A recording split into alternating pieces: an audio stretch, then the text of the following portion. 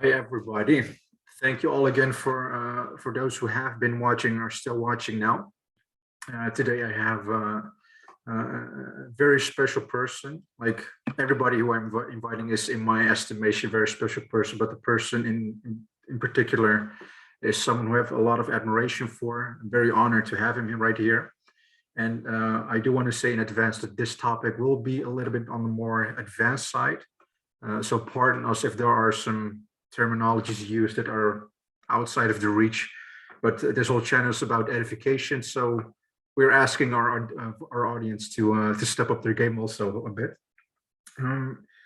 The point that we are going to address, of course, as you can see, is the essence energies distinction, which is a very neglected doctrine, and it's a very fruitful one once it's understood correctly.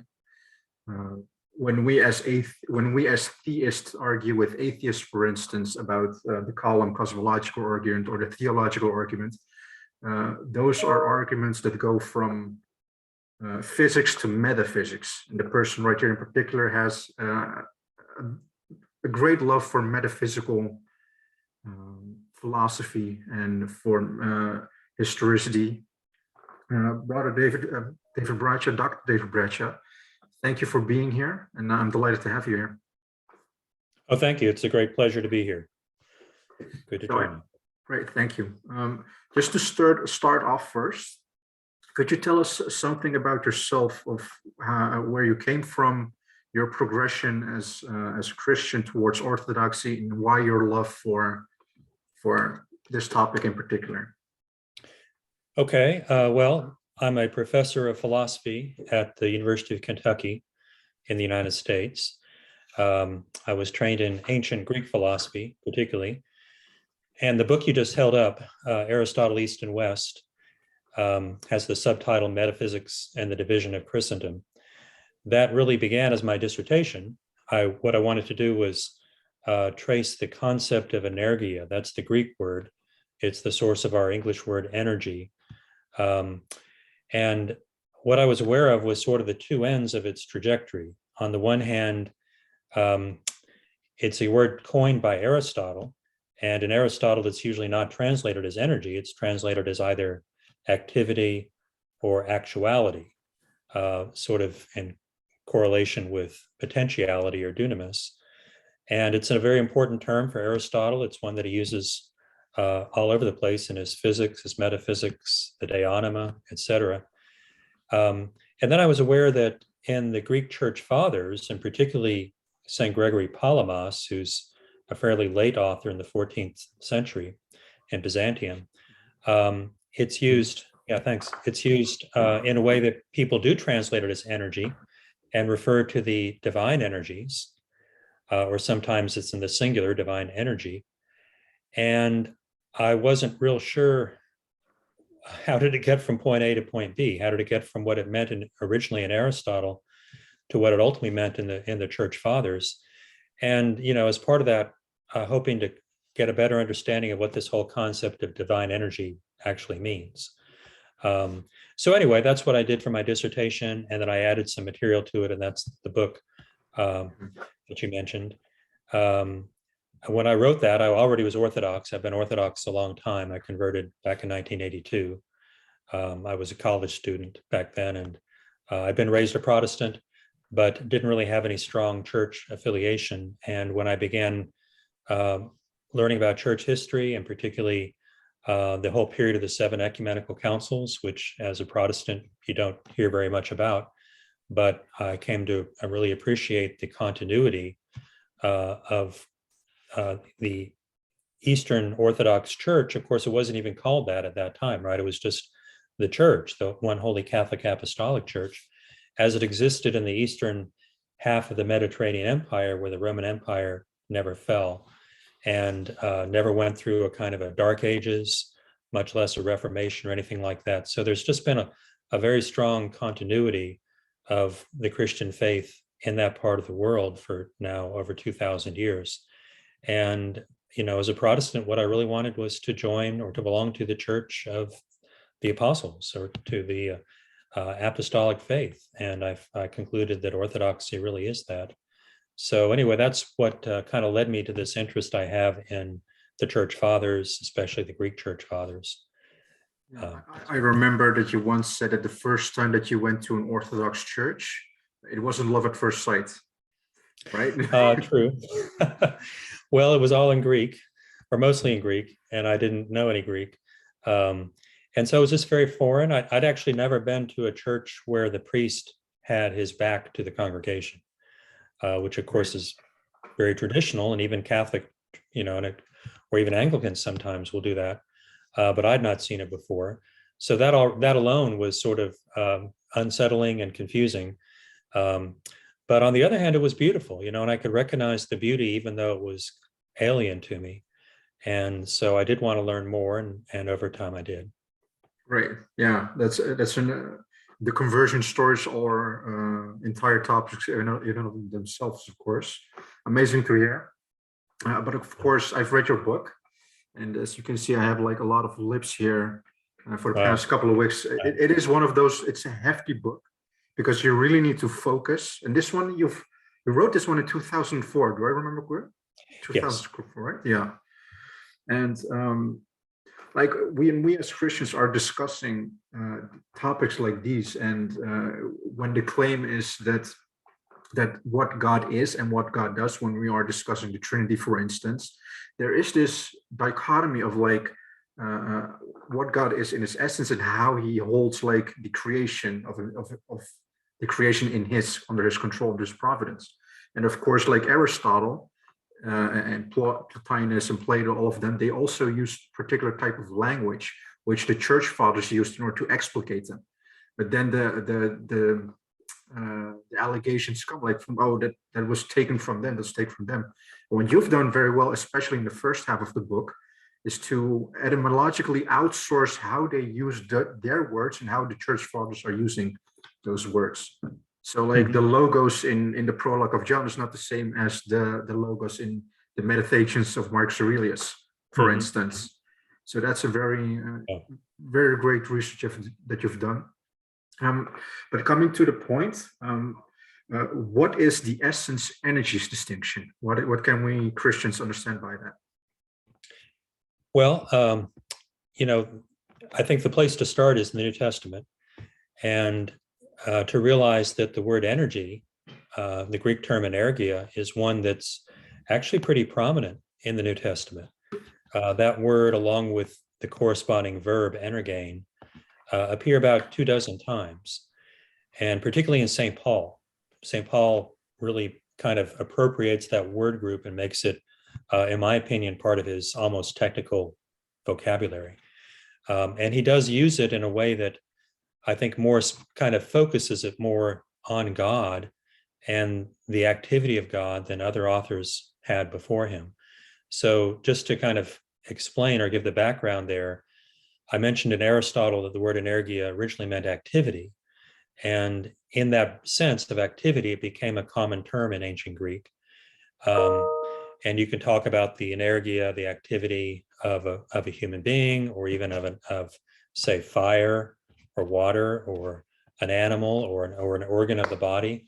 And so sometimes it could also mean something like operation or function or the way something characteristically works. What's really distinctive is when you take that term and then use it in reference to God and God's activity, because God is unlike any creature, at least certainly any creature that we're familiar with. When he acts in someone else, he can energize and sort of vivify that creature in whom he's acting. And that's why I think this term appeals to St. Paul, because it becomes for him a way of describing God's activity in him, in his own life, and also in the church.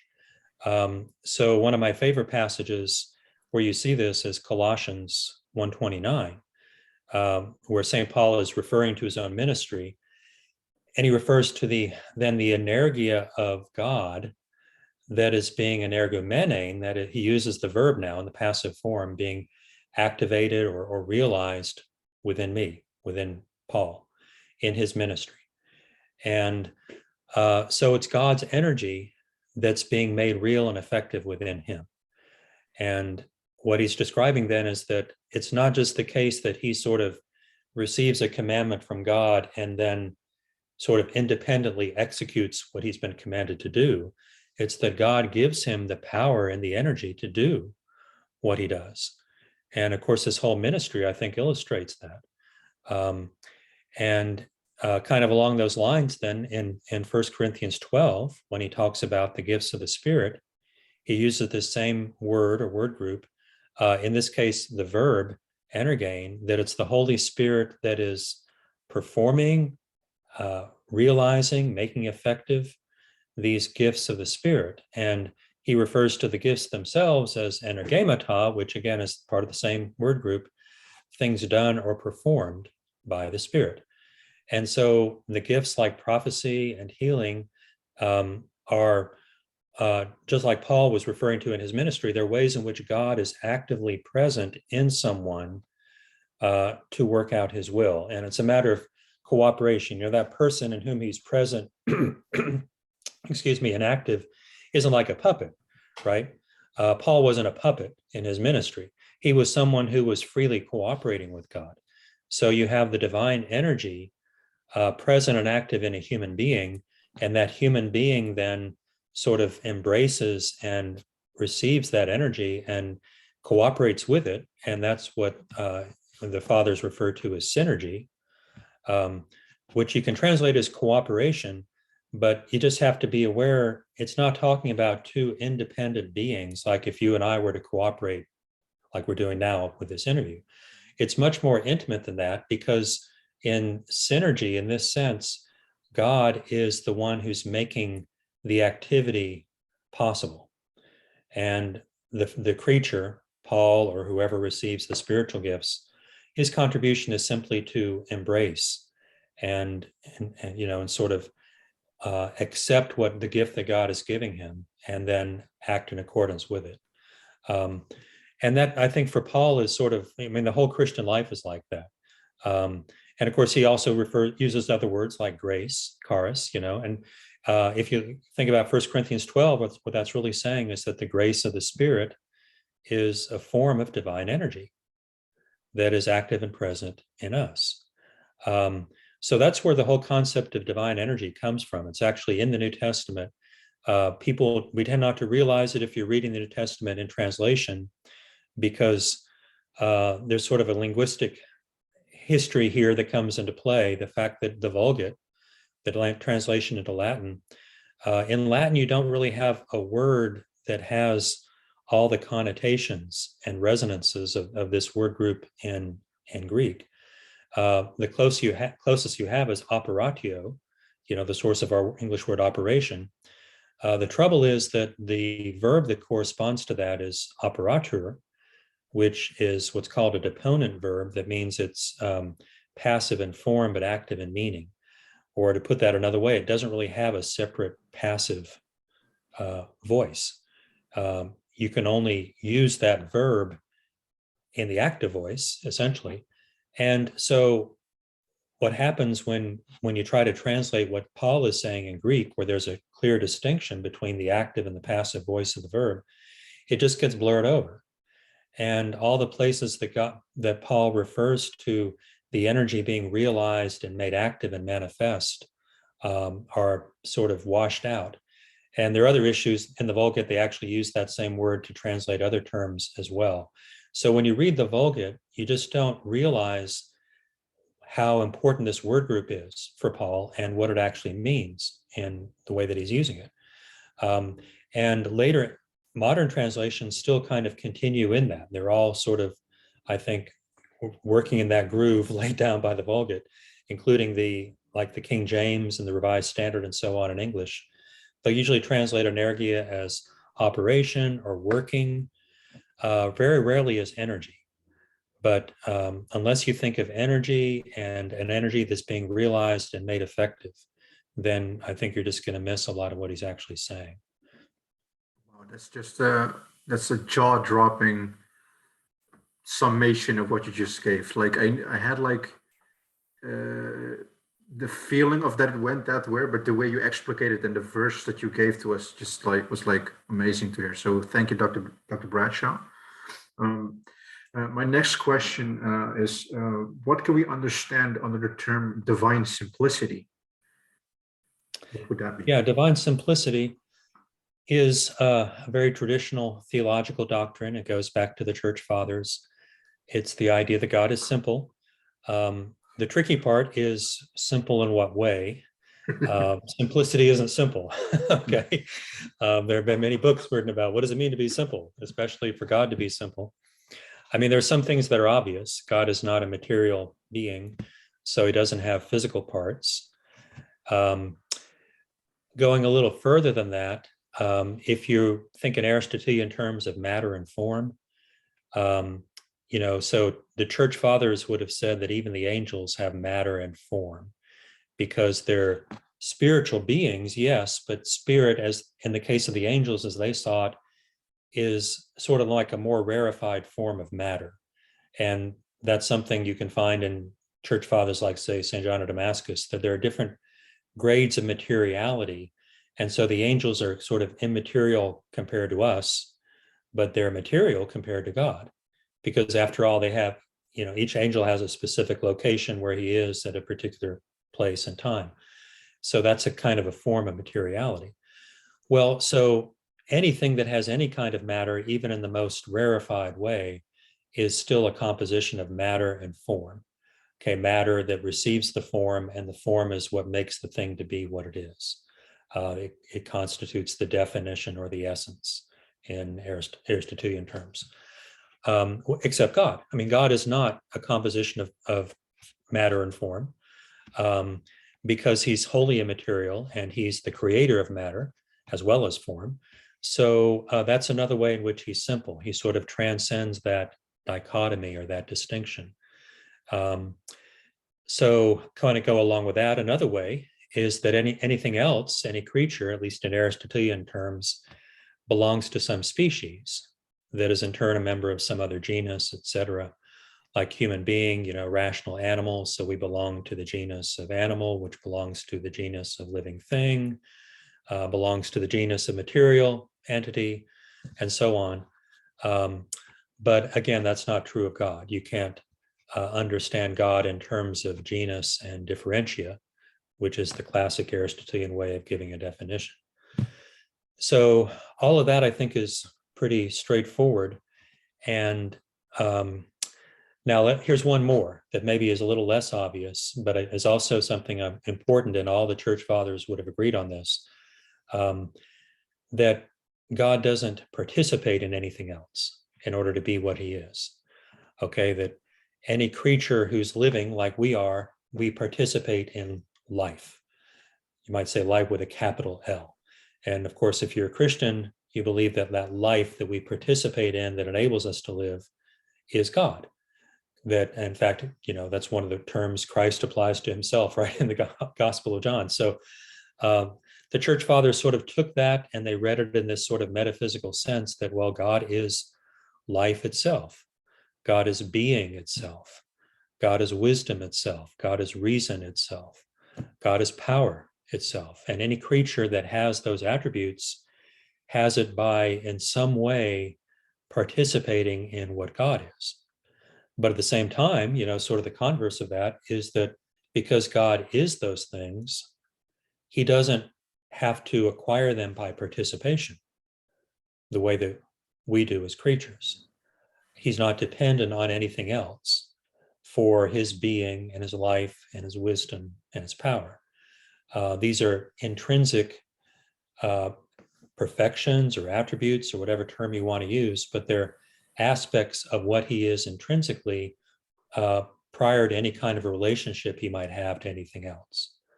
Okay, and that can't be said for any creature. Again, even an angel only has life and power and wisdom because it receives them from something external, namely God.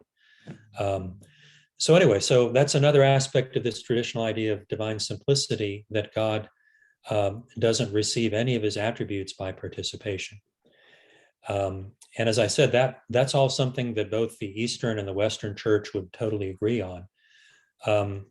The only reason this really becomes controversial is that St. Augustine in late 4th, early 5th century, he agrees with everything I just said, but he also, in the Confessions, you kind of have to read the whole story of his conversion, his intellectual process, and particularly what he describes in book 7 of the Confessions, how he had been a Manichaean, and the Manichaeans were a kind of materialist in a broad sense. They believed that both good, that is God, and also evil are forms of matter that somehow are sort of dispersed and present throughout the universe. And so Augustine in book 7 of the Confessions describes how he wrestled with this. And for him, it was very hard to conceive of how anything could exist that isn't material.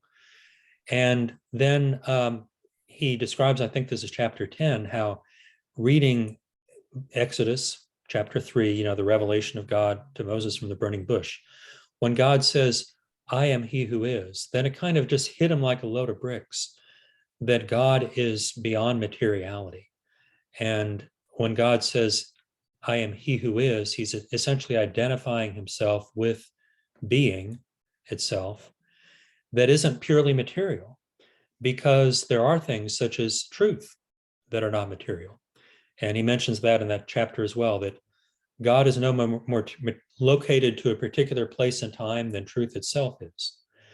And so kind of reacting against that, or in the sort of, you might say, the zeal to reject his former materialism and his former sort of degraded concept of God that identified God with a kind of matter, he then wants to go to the opposite extreme and say that, how should I put it, that God's essence is everything that he is, or maybe I should put it the other way, everything that God is in his own nature, it belongs to his essence, is his essence, and there's nothing else in God.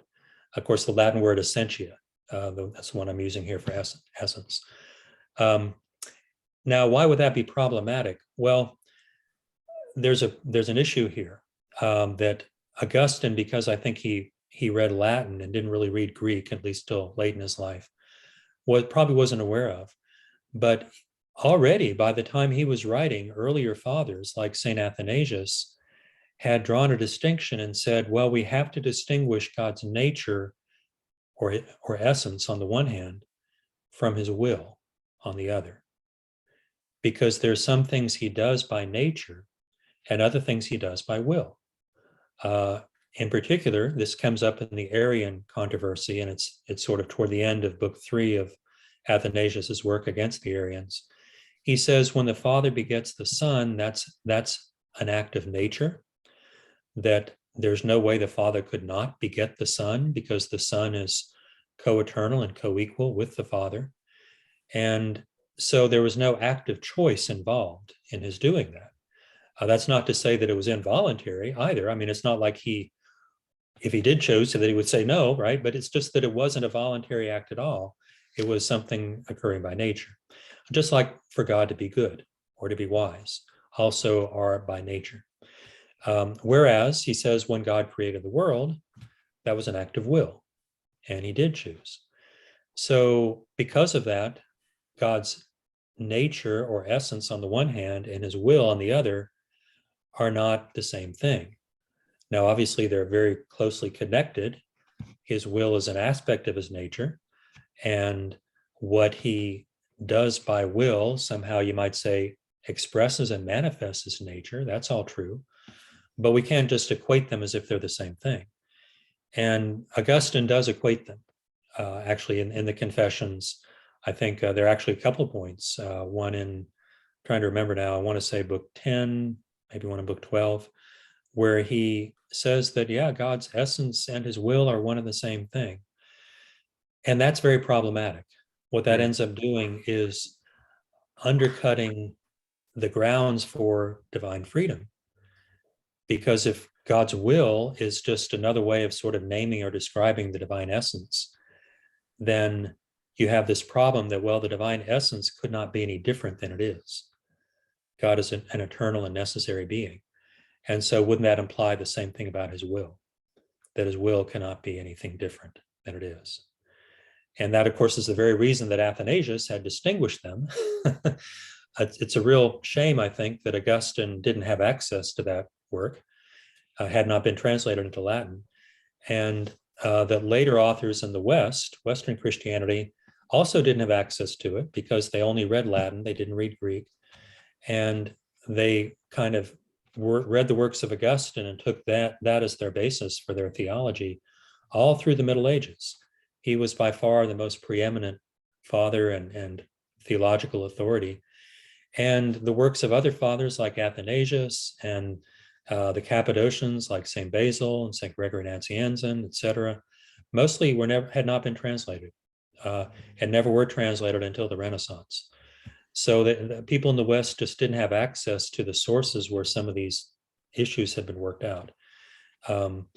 And so anyway, that's the one way in which divine simplicity can become problematic, is if you take it to that extreme and say that the divine essence and attributes, or in particular the will, divine will, are identical. Okay. And that's something that you only find in Western Christianity, but not in Eastern Christianity. So later on, we will also touch on the Thomistic principle of Actus Purus, which will come into later on in the session.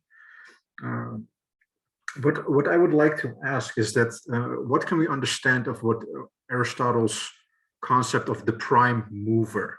So like there is, I don't know what your thoughts on special revelation and generic revelation, like natural theology. Like my personal conviction, correct me if I'm wrong, of course you are more prolific in this field than I am, is that human beings do have the laws written on their hearts, as Paul says in Romans 2 and in Ezekiel 36, that we have general revelation, but there's distinction of special revelation. My conviction is that Aristotle, all of those people, they did come up to a certain level, but then like parallelly speaking, like the biblical revelations also came with it. And there is a way of like to combine those two. Like Plato was someone who a lot of church fathers refer to. Some concepts that he has were also like biblically, exegetically to prove. But what is your thought on the prime mover? You have a chapter on it in your book, but what can you say about that? Well, I think the prime mover is a good example of how a wise pagan like Aristotle could come to a great deal of awareness that there is a God, and that God is the ultimate source of all things, and that God is to be revered and sought, you might, to the best of our ability, without, as you mentioned, having access, of course, to the special revelation that comes through the scripture and especially through Jesus Christ. And so he was able to reach a certain level of knowledge, and that included this awareness of God that he called the prime mover. And he used that term because in Book 8 of the Physics, he gives an argument for there must be some unmoved mover that's the cause of all other motion. So I guess chapter 2 of my book would be all about this. Yeah. And so that first cause of all motion is what he calls then the prime mover. And in the Metaphysics, book 12 of the Metaphysics, he kind of comes back to this subject and he adds a lot more about the prime mover. And it's really there where he identifies it with God. And he says something that was very influential and kind of thought-provoking, that the prime mover is intellect. Okay, nous is N-O-U-S, that's the Greek word. And it thinks for all eternity, not in the way that you and I think, where we reason something out sequentially, step by step, and it's what people call discursive reason. The prime mover already from all eternity, you might say, knows all that can be known. And his thinking is just the full active understanding and contemplation of all eternal and necessary truths. Now, you might say, well, wait a minute, what about the truth that like you and I are talking together right now? that would not be included because that's something that's transitory. And Aristotle, when he thinks of what knowledge is, for him, knowledge, episteme in Greek, is primarily knowledge of eternal necessary truths. But all of those, and that would include many truths about the natural world and the cosmos and so forth. Because for Aristotle, the cosmos itself is eternal and necessary; it's always existed. All of those would be embraced within the thinking of the prime mover. But now, one more detail or one more wrinkle to add to that: it's not like you and I, where we think about things not only sequentially, but also we have different ideas. So, when I think of, like, say, a triangle and all that I know about triangles, well, I've got the idea of a triangle, and then I kind of add to it, yeah, the angles add up to 180 degrees. And if you draw a segment from one apex to the other side, then it will make two right angles, where it hits the other side, etc. I mean, these little facts I know about triangles. And for me, those are separate facts. For the prime mover, everything he knows, he understands all at once in a single act of thought. It's a state that you and I could not possibly really conceive or be in ourselves. But for Aristotle, that's the eternal state of God. And one reason this is important is that Christian authors, especially the scholastics in the Middle Ages, but even before that, found this very impressive. And to some extent, they agreed with that. They agreed to the extent of saying that God doesn't have to learn things piecemeal, bit by bit. And he certainly doesn't have to figure things out bit by bit the way that we do. So they like that idea of what's called the self-thinking thought, this thought that embraces all intelligible reality in a single act. And they thought that was a helpful way of thinking about God's thought, divine thought. It does have, though, I mean, maybe this is going to be your next question, but there are issues with the prime mover that make it not suitable altogether for being a Christian model of God. And of course, it wasn't intended to be, right? Aristotle wasn't trying to, for one thing, the prime mover, the way he describes it, doesn't act in history. It doesn't ever perform a miracle. It doesn't ever issue a command. It doesn't really care or have any knowledge of what you and I as individuals are doing. So there's no sense of divine providence acting upon individuals, much less a kind of a call and a relationship like, God in the Bible has with, say, with Abraham and with many others. So for Aristotle, the prime mover is a metaphysical first principle. And there are some aspects of what he says that may be helpful for theology, but at the same time, if you make that your, sort of your all-encompassing system, then it's going to be very problematic. Yeah. So it's like a crutch.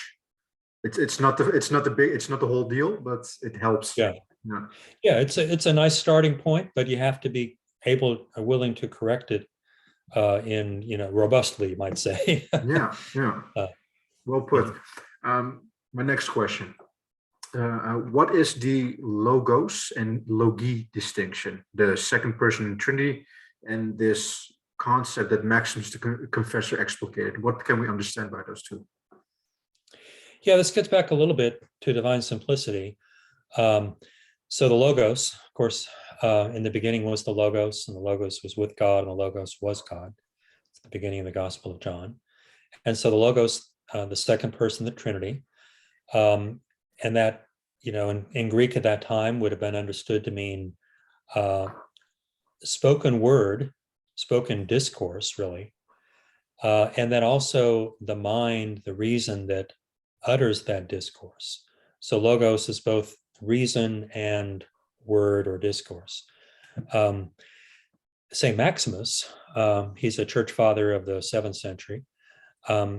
He takes this idea and he applies it to the act of creation in a very interesting way, because for St. Maximus, everything that God creates, he does so by, you might say, uttering a word. Of course, this goes back to Genesis 1, God creates by speaking. But he kind of takes that a little further and says, so there's a word that God uttered when he made you, and another word when he made me. And that word that he utters, in a sense, sort of embraces everything that we are or ever could be. It's what he intends in creating each of us. So that word contains our purpose and our destiny. The only proviso is that since we have free will, we're unlike other creatures. We don't necessarily just become what God intends us to be. We can resist and we can fall short in all kinds of ways. And so he distinguishes three things, or kind of three phases or of the logos that God utters for each creature. There's the logos of being that calls it into being, creates it initially. Then there's the logos of ever well-being that defines its ultimate goal and purpose. And for us as rational beings, that would be eternal communion with God.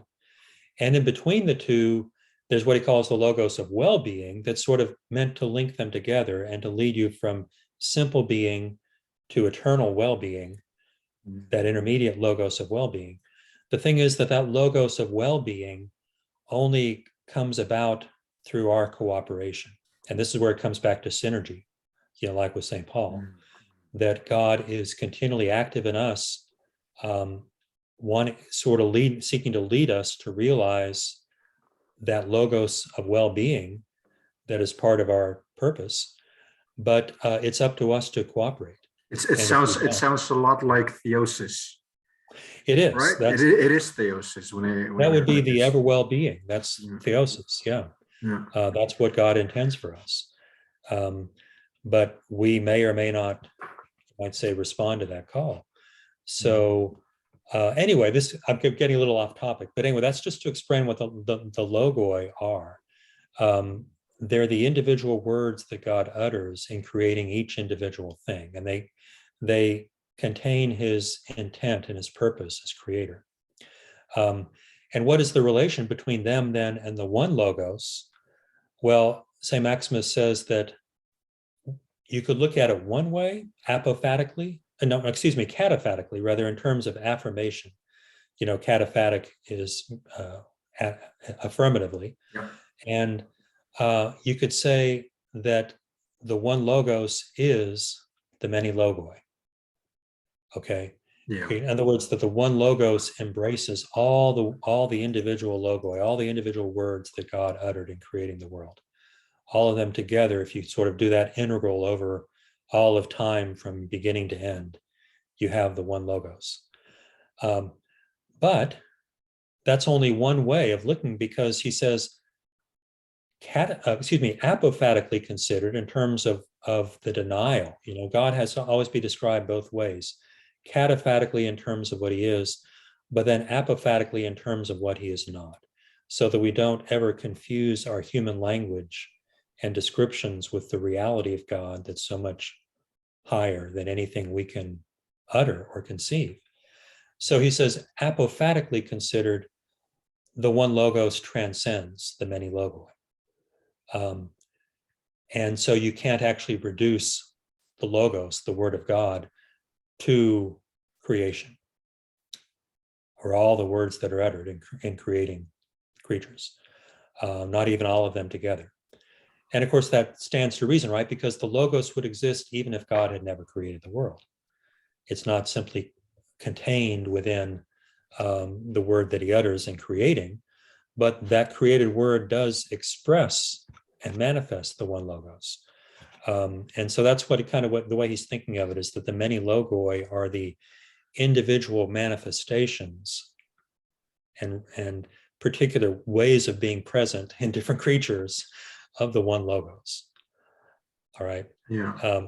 And this is actually really important for St. Maximus and other fathers, because they think there's something called natural contemplation, physicae theoria, where when the soul is purified, okay, and we're no longer governed by the passions, but the senses have sort of been purified at the point of, you might say, seeing the world the way that God sees it.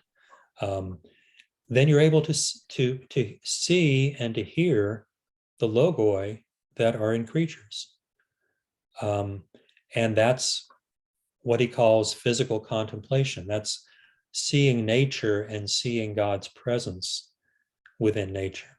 And not only his presence, but his purpose and his activity, leading things to fulfill their purpose that he gave them. So that's a form of contemplating God's work, and God's grandeur and beauty. So there's a whole, just further discussion we could have about that, but Yeah. that's kind of the basic idea. Sure. No, that was an amazing explication, because that reminds me a lot of Jordan Peterson. He, for instance, says a lot that there's a spark of divinity in everything of us. And I think that he uses the word logos a lot, and foul logocentric, and he's wrestling a lot with this topic. I think when he would have a conversation with you, then a lot of things would click. And I really do believe that once he gets into Palamas, Maximus the Confessor, like, so many doors would burst open for him. Yeah, but that would be amazing. Yeah, because that he's on the edge. My next question: how can creatures experience uncreated energies, like Paul did on the road of Damascus, that Paul did at the Mount of Transfiguration, or when he saw the Ancient of Days? So, what happens there? What would you say about that? Well, the form of the energy of God that's available to us, as Christians, are the gifts of the Spirit, or including I'm including within that the fruit of the Spirit, because even if you look at that passage in 1 Corinthians 12 where he's describing the gifts, he includes things like faith and wisdom. I think he calls it the word of wisdom, and other traits that are not necessarily sort of like, a gift of healing or a gift of speaking in tongues. They're these fruit of the Spirit that are simply the virtues of the Christian life that are made possible through the active presence and indwelling of the Holy Spirit. For the fathers, that's a form of divine energy. So anytime you have faith, and anytime you might say, speak the word of wisdom, in other words, following the scriptures and really living in accordance with that. I mean, obviously, it's not enough just to be up here, right? Wisdom it's not just a matter of what you know, it's a matter of how you live and who you are. But those are ways of participating in the divine energy. Now, I should add to that they're only the beginning, okay? And this is something that you really have to kind of get into the church fathers and read authors like Gregory Palamas that we mentioned earlier to really kind of begin to get your mind around this. What Palamas describes is how the monks of Mount Athos at that time, and I know but some of your viewers may not know that Mount Athos is the great monastic republic that's in northern Greece, and there are many monasteries. There are many Orthodox monasteries, and it's been there for over 1,000 years. That's where Gregory Palamas was. And the monks there practiced a form of prayer called the prayer of the heart that consisted simply in sort of turning, kind of kneeling over, looking toward the area of the heart, and repeating what's called the Jesus prayer: Lord Jesus Christ, Son of God, have mercy on me, a sinner. And repeating this over and over and over many times, so that it almost becomes like, well, they use the term self-acting. It becomes like it's always there in your mind. It's always what your mind is doing, even if you're doing other things along with it. It really begins to sort of express the deepest reach of what you are at the deepest level of your heart. That's why it's called the prayer of the heart. It comes to dwell in the heart. Well, that some monks who had practiced that prayer, as they were doing so, they beheld a kind of a light. And the question is, what was that light? Well, when they beheld it, they felt it as the presence of God. And of course, it was in a sense an answer to this prayer they'd been praying to Jesus Christ. And so Palamas wrote his work, the Triads, which is in the book you mentioned, to defend these monks and say, yes, this is a true Christian experience, this vision of what they refer to as the uncreated light, that is a form of divine presence, or the way Palamas puts it, a form of the divine energy. And he equated it or identified it with the light that shone around Christ at the Transfiguration. Yeah. Okay. And there are also other instances of this, like, the face of Saint Stephen, the first martyr in Acts 7, when he's killed, his face shines with this radiant light. And so did the face of Moses when he came down from Mount Sinai. So there's biblical evidence of this, that that can be one effect of a very close, intimate communion with God. And so that would be, in a sense, a sort of a further level of participating in the divine energy, to behold the uncreated light. And sometimes when people do this, they themselves come to shine with that light, the way that Stephen did and Moses did. So that comes through prayer and through living the whole Christian life.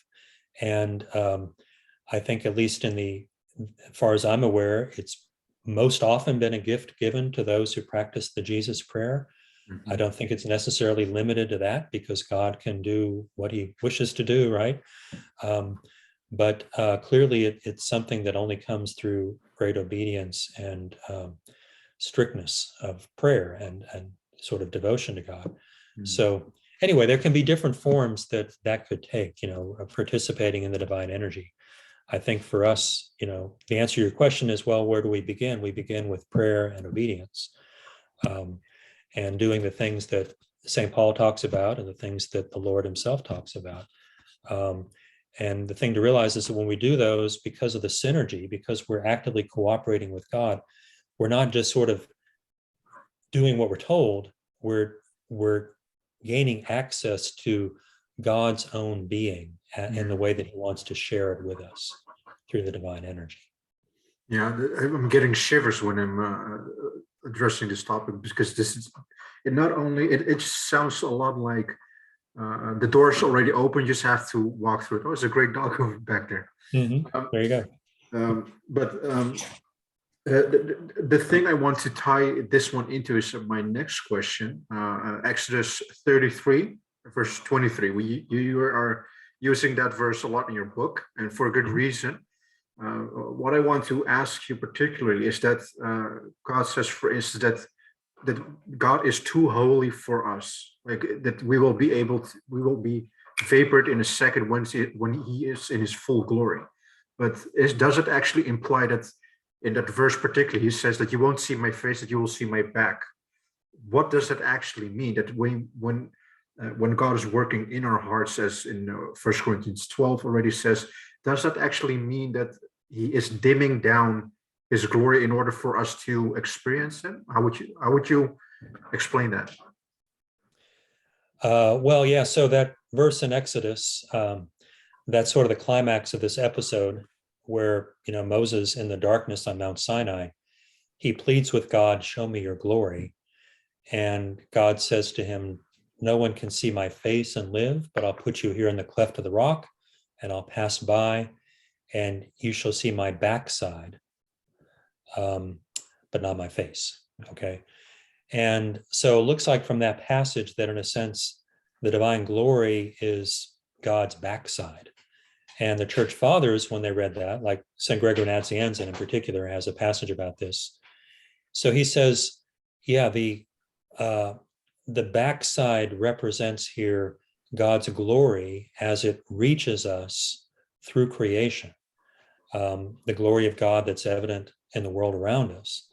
Kind of, in a way echoing what St. Paul says in Romans 1 about how the invisible things of God are manifest from the things that are made.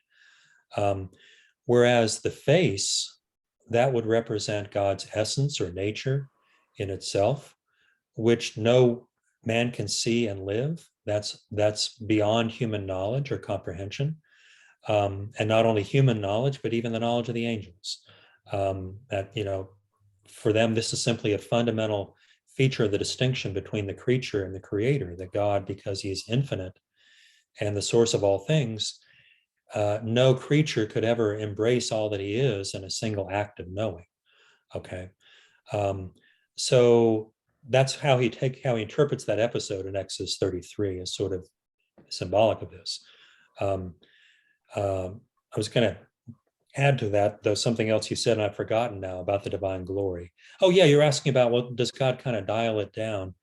Not exactly. I would put it a little differently, that if you think of how God's glory is present through all of creation, it's present in many, many ways that you and I can't even begin to understand. It's sort of like the way that our eyes are able to pick up just a tiny fraction of the whole electromagnetic spectrum, 0.4 to 0.7 angstroms. That's it for us. And the electromagnetic spectrum goes all the way from X-ray to radio wave and everything in between. So God's glory in creation is sort of like that. It's present in so many ways that we can only perceive the tiniest little drop. But it's up to us to grow. And of course, it's not just scientific knowledge I have in mind here. It's spiritual understanding and spiritual growth that enable you to recognize God's glory in new ways and to kind of respond to it and to live in light of it. So it's not the glory of God that changes. And actually, so the fathers, when they talk about the transfiguration of Christ, they say something interesting. They say that Christ didn't change. He always has that glory, and he always did. That's his eternal glory. What happened was that the thing that changed was that the eyes of the disciples, Peter, James, and John, were opened. Oh, yeah. So that they were able to see what has always been there. Yeah, so that's what we should see. I got shivers. Yeah, continue. Yeah. Right. Yeah, well, that's why, I was mentioning Gregory Palamas. That's, for him, that is the uncreated light. And it says in 1 John, God is light, right? God has this radiant light that is always with him. Or John 8, verse 12, I am the light of the world. Yeah. Or in the prologue also. Yeah. Mm-hmm. That's one of my favorites. I have a special place in my heart of what happened on the Mount of Transfiguration, like Matthew 17, Luke 9, Mark 9, and 1 Peter 2, 16 to 17, when he just starts to give light. I've always trying to figure out what that meant, but there's also something about that light is his essence. So it just like boggles my mind. But there is another question popped up in my mind. You mentioned, for instance, that God is always there, but we humans, with our noetic empirical data that we have, there is only so much that we can perceptually detect, right? So yeah, the thing is, like, I, from a young kid, I always respected the fact that I didn't know everything. Like when I heard, for instance, first believe, then see, like that was something that was pushed a lot, but I then realized that there's so much more out there that we don't know. Like we can hear from 20 hertz to 20,000 hertz. Dogs can hear even above that, and bats can even hear above that. You name it, you name it. So there are some things out there that we are not able to comprehend. So the apophatical part of God, it must be respected, and especially in this one. Absolutely.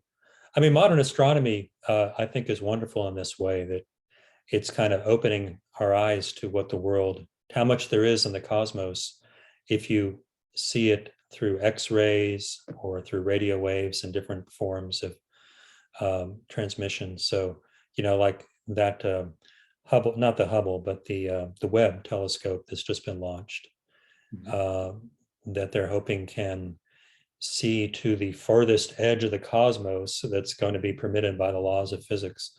That's just, and you think, I mean, if the human race survives another 100 years or another 1,000 years, how much more we'll keep learning, how much the created world is going to keep unfolding its riches to us. And I don't think there'll ever be an end to that.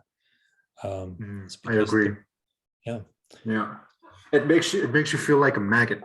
In some sense, we are, but that's the whole thing. The humility, like We should actually be more in awe of the unknowability of God. I think it's amazing that we don't know, but we know that he, as the example that you just gave, the prime mover versus the God of the Bible, they have somewhat the same foundations, pardon my language, but the other one is not personal. The other one did not enter the creation. The other one is not someone that you can have a relationship with, or especially in Jeremiah 9:23-24, it's like encouraging us to know him. Or Hosea 4:6 says that my people shall be destroyed for a lack of knowledge. So is this curiosity about knowing who God is just makes Christianity and Orthodoxy just amazing. I want to go to the Thomistic concept of Actus Purus, because when I read your book, and I do have like a couple of discussions with theists from other religions, and a very interesting disputational point is how God is according with his creation. And our beliefs that God is separated from his creation, but it still has like the providence over it. But there are people who are referring to Aristotle and Thomas Aquinas, and the teaching of Thomas Aquinas that God is pure act, actus purus, and it's like somewhat synonymous with his creation. That does give, like, if you follow that trail, that just leads towards pantheism, right? So what would you say to that? What if you heard it?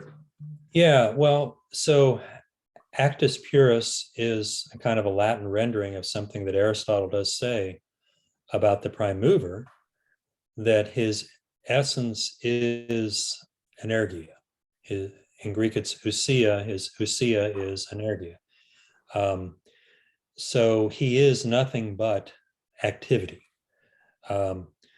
self-subsistent activity, right? Not the activity of some other separate thing, but a kind of self-subsistent activity that's eternal and always fully actual, okay? Never transitioning or developing from one stage to another. It's always forever been fully what it is and what it will be.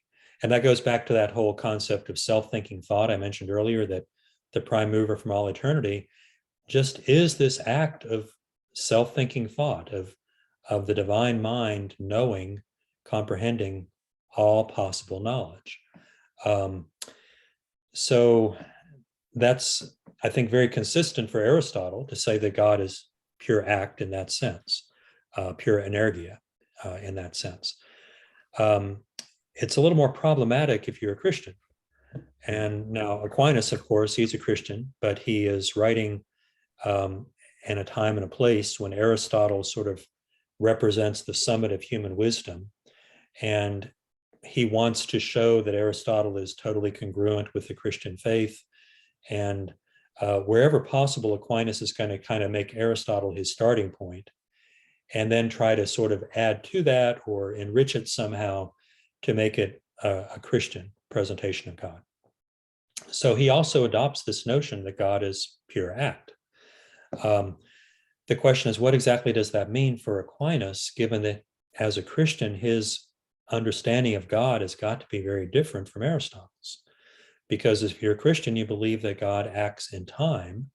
God does something different today than he did yesterday, and he'll do something different again tomorrow. You know, when he called Abraham, he did something new and unique in human history, and certainly even more when he became incarnate as Jesus Christ. And then you get the gifts of the Spirit and so on. I mean, all of human history is the story of God acting and engaging in history in a way that Aristotle's God never does. So I don't think the problem is so much pantheism as it is the restriction on what God can do and the restriction on divine freedom. Because Aquinas does pick up from Augustine that idea that God's attributes are identical to his essence, including the divine will is identical to the divine essence. And that, I think, in my opinion, that's where it gets really problematic. And you hit this basic problem I mentioned earlier. well, but wait a minute, the will can be different, right? God chooses to do this and not that. Then how can that act of will be identical to the divine essence that's eternal and unchanging? And Aquinas does recognize this issue. He addresses it in several places. I think he just doesn't really have a very good answer to it. And I do discuss that in my book in chapter 9. And I kind of come back to it also in the epilogue. So I wouldn't say it's pantheistic, because he clearly, he has a very strong sense of this distinction between creator and creature. And he does affirm that God freely chooses to create the world. So that's something that, all Christians, I think, agree on. It's the only question is that really consistent with the things he says elsewhere about God as pure act, and about divine simplicity? And that's where I think there's, in my opinion, a very major problem. So. Right. Yeah. No, that one answered the question, because there was something I was thinking about a lot, because thank you for your answer, Dr. Bradshaw. My next question, and I also think would be even the last one. What were the pre-Nicaean views on God's energies, and which of the writings of the early church fathers formed the basis for this doctrine? Well, okay, yeah, that kind of takes us back to St. Paul and the impact that he had on the early Christian authors. So in St. Paul, it's very interesting that he only uses that word group of energia, energein, energemata, in reference to God or Christ or Satan as well, but some kind of supernatural agency that's active and present in us as human beings, whether for good in the case of God and Christ, or for evil in the case of Satan. So there are a couple of passages in 2 Thessalonians where he refers to the Antichrist as coming, this is 2 Thessalonians 2:9, if anyone wants to look at it, who is coming after the working of Satan. Well, working is energia, in accordance with the energy of Satan, with all powers and signs and lying wonders. And also in Ephesians 2, verse 2, he refers to the prince of the power of the air, the spirit that now worketh, energuntos, okay, it's that same verb, in the children of disobedience. So Satan is working and active in the children of disobedience. And I think you could not just working, he's imparting energy in the children of disobedience. He's enabling them to do what they do. And that is the way that the early church fathers understood this, because when you come to the Christian authors of the 2nd century, people like Justin Martyr and Athenagoras and others of the group that are known as the Greek apologists, they use this word group, and energia and energein. Ironically, today I was reading Justin Martyr, so yeah, he's great on this. Well, one thing to bear in mind about these early Christian authors, they lived in a society where they saw the demonic every day. They walked out on the street, and there at the corner was the great big temple to Artemis or Aphrodite or Ares or Apollo. And they knew that those sacrifices offered to gods were being offered to demons.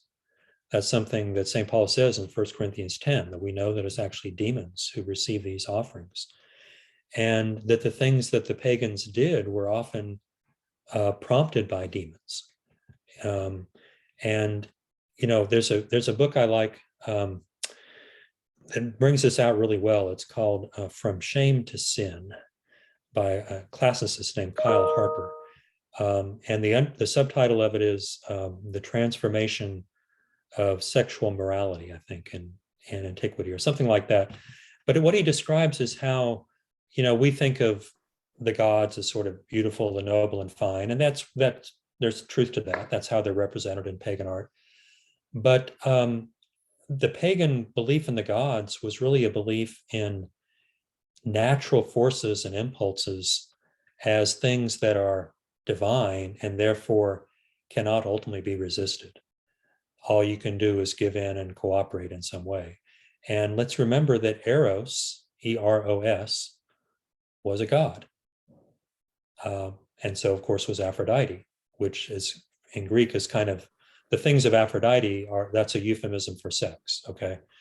Well, in other words, what he describes, he sort of describes how, if you go to, say, the murals at Pompeii, you see this vividly, that for the pagans, the gods are very sexually licentious, and that kind of licenses us, or even in a sense kind of commands us to be like them, to be that way too. And he describes how that affected all of ancient culture and really infected it with a kind of licentiousness and I don't know what's the term, but exploitation, because a big part of this too was the use of slaves, both young men and young women, as prostitutes. That was a big business in antiquity. It was totally legal. And a lot of slave owners made a lot of money by hiring out their slaves into these brothels. And there was a brothel on practically every corner. So anyway, the Christians saw this. They lived in that world. And to them, the pagan gods were demons. Demons. Yes. And so when they read these passages in St. Paul, that has a really powerful, vivid meaning to them, that Satan is imparting energy in the children of disobedience. And so this word energia becomes almost like a technical term in early Christian literature for some kind of supernatural divine energy, which may be either from God, the gifts of the Spirit, or it may be from Satan. All right.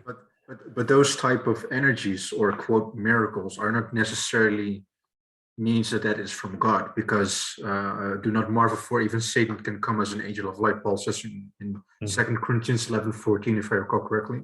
So that energeia, as you mentioned before, it's not the word concept fallacy should not be put on that word and put it just to God. It can also use to demons, as you mentioned before. Interesting. Yeah.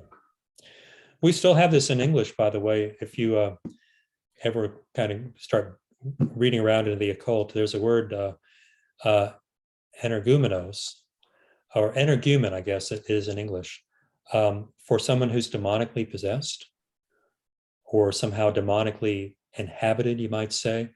Well, that's from this verb energein. It's the passive form, the passive participle. Someone who energumenos is someone who is being energized by a demonic power. And that's again a technical term in the language of the church. But there you see again how important sourcing out etymology actually is. That's why you spend the first half of your book trying to source out how those words were used, for instance. Like, if I can speak out of my own experience, my conviction is that those who are multilingual, like I can speak 3 languages fluently, but I can source out when the word was used throughout time and what that means. Like, for instance, in Armenian, we say stomach, we hear stomach, we have here mortel, and here we have mortuary, for instance. So there are these words who are used from language to other language, and they have, like, of course they have like this evolution of meaning, but it's still very effective to look at how those words were used. And the unfortunate side is that in this day and age, we have the internet. God has blessed us with so many resources. Everybody can become a scholar, as a figure of speech, of course. But still, the theological illiteracy is mind-boggling. It's demonic, as you could say. That's why, and the argumentation that they're using. So yeah, where does it say this word? So no, you don't get it. You need to. Etymology is a very underestimated subject if it comes to these types of discussions. Would you not agree? Oh yeah, absolutely. I envy you as an Armenian speaker, because when you have a different language as your native tongue, languages form the way we think. they give us categories to think in. And so you have different categories than a native English speaker does. And then when you learn English, you're able to compare them together and to see the limitations of each one. And any really, any language, and especially a language that's really different from the one you already know, is really helpful in that way. I've experienced a little of that, learning Greek to the extent that I have, but I've just skimmed the surface, and so many more other languages I think could take you even deeper into that kind of understanding. Yeah, 100%. Yeah, it is. It's as I said before, it's all about knowing it. There's so much out there that's still to be learned, and you really do come across as someone as an eternal student, and that's the way we are the beneficiaries of your work. So, Dr. Bradshaw, thank you so much for the session we have done so far. We could still talk along for a couple more hours, I know for sure, and God willing, we'll see each other in the future again. If there's something that the Lord has put on my heart, you will hear from me 100%. For those who don't know, tomorrow, like today, it's the 5th of January. Tomorrow is the Orthodox Christmas, the celebration of the birth of the second person of the Trinity. For we all know, for everybody, Merry Christmas. Orthodox Christmas, doesn't matter, but you get my point. Dr. Bradshaw, thank you very much. It has been, thank you. It has been a pleasure. God bless everyone, and thank you. Okay.